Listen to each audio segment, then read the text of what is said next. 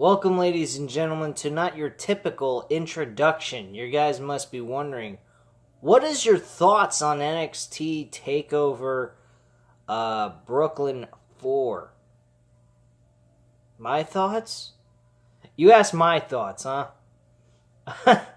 Really, to be honest with you, my thoughts is this simple. What a fucking show. Like, every single time there's an NXT TakeOver show, they just seem to top it even more. I completely shocked by everything that happened. I had 3 out of the 5 matches correct, 2 of which I had incorrectly. And I gotta tell you, nothing about this show was garbage. If you think this show is garbage, you have no interest in wrestling. You have no idea what wrestling is about. You are fucking insane to think that this show was a failure or the show was not entertaining. If this show did not entertain you, you do not like wrestling, or you're not alive. You may want to check for a pulse. Because I'll tell you the truth. This show entertained me from the beginning it started to the end.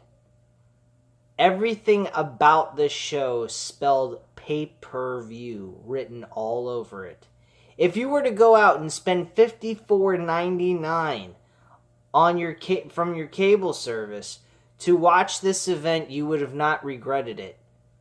This was noteworthy $54.99 if the WWE Network did not exist. Bottom line. When you can produce a show, a pay-per-view type quality SK kind of deal, and give you reason to say that this was noteworthy to be a $54.99 pay-per-view event if the WWE Network didn't exist, you did your fucking job. As a creative team, as a promoter, and as a whole, as a roster. I cannot believe how impressive of a talent this roster has, and yet when we watch the main roster, we get shit. I don't believe it's the in-ring talent's fault. I believe if it was another person running this promotion on the main roster, we would get something totally different. A totally different look, totally different attitude, and a lot of heart and determination and actual interest in the product. And that's what we're getting here. You can definitely tell that just by watching this pay-per-view NXT TakeOver episode. You can see that this was deserving for a pay-per-view $54.99 event. So, what do you guys want to ask me? My thoughts on the pay-per-view, the specific matches, what I thought was the best match. Let's start with that. What was the best match on the card? Alright, I'll tell you. It wasn't Johnny Gargano and Tommaso Ciampa, yet they have the best storyline going on this show. They really do. I won't put anything past Tommaso Ciampa and Johnny Gargano. They did their job. They gave you a great main event. But I'm going to tell you, the best match on the card was not the NXT World title. It was the fucking North American Championship match. Adam Cole and Ricochet gave you everything in that match. They gave you wrestling strategy. You know, like, Adam Cole slowed the match down most of the time, except for the one moment in the middle of the ring they were doing exchanges of kicks and blows with each other. But most of the time, Adam Cole tried to keep the match very close and very slow. He understood that Ricochet is a more fast-paced in-ring competitor, so he tried to make the match slower so that he couldn't get on the disadvantage and allow Ricochet to be on the offense, because Ricochet is more experienced in fast-paced matches than Adam Cole would be. Not to mention Ricochet's a lot more athletic in the sense of doing flips, jumps, and risks in his matches. So, bottom line, that is definitely something that Adam Cole wanted to make sure of. Not to mention, he was very smart in one spot where Ricochet was trying to hit his, I think it's called a 480. I'm not sure what they call it, but he goes ahead and he's trying to hit Ricochet's trying to hit his finisher, and Adam Cole sees this. So what does he do? He rolls out of the ring. Very intelligent move by Adam Cole on his part. One thing I cannot forget, this one spot that would make Shawn Michaels smile, and that was the super kick to the face, not while Ricochet was standing straight up in front of him, but while Ricochet did a moonsault, he was upside down and he kicked him square in the mouth while Ricochet was upside down, right in the middle of doing the maneuver of the moonsault on Adam Cole. Unbelievable stuff. Very impressive. Very, very well done. Not botched. It was perfectly hit. Smooth and very fancy. I really enjoyed seeing that. I made my jaw drop. It was like watching Ricochet do that flip from the inside of the ring to the outside of the ring and landing in front of Velveteen Dream during their build-up to their Takeover event in Chicago. It was unbelievable. That was really an awesome match. Ricochet unfortunately won. I'm not upset about it. Based on how well the match went, I don't really care. Honestly, I don't really care who wins in these matches. The bottom line is, at the end of the day, am I getting entertained? Are these guys giving me a reason to stay tuned with their matches? They do that. I yell at the screen. I get entertained. I want to cheer for someone to win. I was cheering for Adam Cole to win. But Ricochet is a very good in-ring performer. I am not going to discredit the guy. I think he's great. I just wanted Adam Cole to win as a fan. But at the end of the day, am I upset about the loss? No. The match was awesome. Adam Cole should be very proud of himself and what he did in that match. And Ricochet should be happy as hell for the victory and what he did in that match as well. Nobody in that match was a loser. There was no interferences. There was no screwjob finishes. Nothing. It was just one-on-one great action. And Adam Cole showed his heart in that ring. During the build-up towards that match, it was being said that Adam Cole is just a coward. He didn't care about wanting to be a fighting champion. He was a fucking fighting champion in that match. There ain't no doubt about it. He may have lost, but he defended that title and he was a fighting champion. And he didn't cower it away or run away with the title in his hands and trying to get a count out or some cheap victory. He went out there and he tried to win. Straight up, clean, in Ricochet's face. He just happened to not be able to get it done. That's it. Great, awesome match. 5 out of 5 stars. And as something else to top it all off with my opinion on this, I think this match was a top 10 nominee best match of the year. This was definitely one of those top tier matches of the year. With all the matches that go on throughout the year and between all different promotions, this was definitely a top 10 match.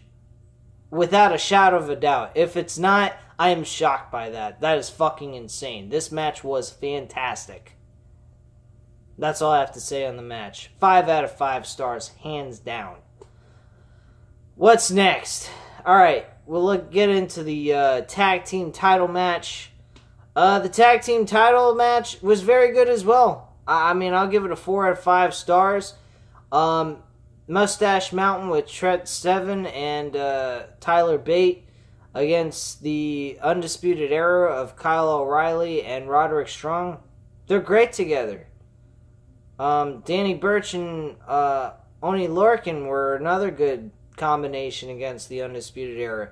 Undisputed Era's got a lot of good tag team talent to go up against and produce very good matches. Their next opponents are War Raiders.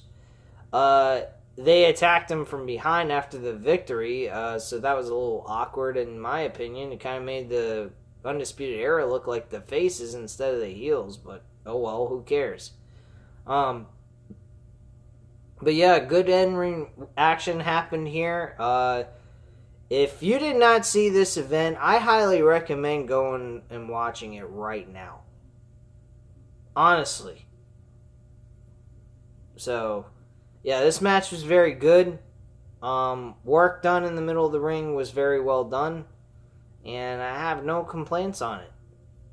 Velveteen Dream and EC3, 3.5 out of 5 stars. I'm not saying based on that rating this match was shit. It just was kind of slow for me. But the match was entertaining. The match kept me intrigued. The work between EC3 and Velveteen Dream flowed very well. Very close pinfalls and everything else in between. There ain't much to say about this match except very good, solid match between these two guys. I was very satisfied with this. I had no complaints on it. The Women's Championship match. That with Shayna Baszler and Kairi Sane. I did mention in my video for predictions for this event with this matchup that they were giving Kairi Sane a small chance of belief and hope that you think she might actually win. Well, she did. Did she win with a, clear-cut victory? Not exactly. She didn't cheat or anything. I'm not saying that. But she got extremely lucky. She was in an opportunity. She had an opportunity where she could, she was in the rear naked choke. Shayna Baszler looked like she was going to put her away, and just magically out of nowhere, she realized she was in a spot where she could go ahead, flip them both over while Shayna Baszler's shoulders is pinned to the mat. She may have been still in the hold, but all she had to do was hold out for 3 seconds, which she did, and won the belt. At the end of the day, she was falling down all over the place. So I don't consider Shayna Baszler as a loser. I mean, the Mauro Ranallo was actually pointing out during the match that Shayna Baszler seemed like Kairi Sane was in her head. She was very pissed off. She was very angry. She was pushing forward very quickly, not thinking properly, and just wanting to get that victory and get her out of the way so she could walk away still as the NXT World Champion. Well, that did get her into some kind of trouble here, because with that being said, she ends up losing the title without realizing that she was in a spot where she was placed on the mat 1, 2, 3. So they did give you warning signs that there was a possibility that the title was going to change hands. Now, granted, I didn't realize that that was going to happen, even though those warning signs were given to me myself. I figured with Shayna Baszler being the type of character that she is, she's not a person that deserves to lose the title to Kairi Sane. But Kairi Sane was in a good spot, it made sense, and she won. They did everything correctly in this match. Now, was I happy about this? No. I definitely was not happy. I did not agree with Shayna Baszler losing the title to Kairi Sane yet. I kind of figured that Shayna Baszler should have walked away retaining the belt. That's just my opinion. You guys tell me what you guys thought of the Kairi Sane victory. I didn't think that there was much to it. I just think that she was placed in a very opportunity She had an opportunity spot there, and she took advantage of it and did what anyone else would do. She wanted to win. That's it. Simple as that. And then the final matchup. Johnny Gargano versus Tommaso Ciampa, being the champion going in and still walking out retaining the title in this last man standing match. This match was a 4.5 out of 5 stars.